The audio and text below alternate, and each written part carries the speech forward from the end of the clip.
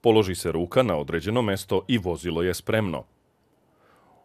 Ovaj koncept automobil Toyote reaguje na pokrete vozača. Vozač položajem tela određuje pravac i brzinu kretanja.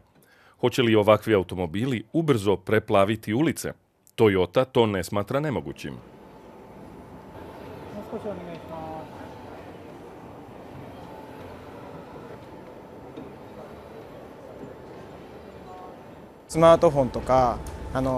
Mnogim aparatima danas upravljamo samo pomoću gestova. Pametni telefoni i računarske igre imaju senzore koji registruju pokrete, a u automobilima još uvek imamo volan i pedalu kočnice.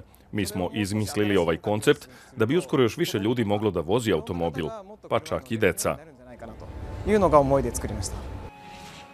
Tokijski salon automobila je sav u znaku budućnosti i drugi proizvođači pokušavaju da privuku pažnju zanimljivim konceptima. Jedan od njih je Nissan, čiji Blade Glider je napravljen po uzoru na mlazni avion.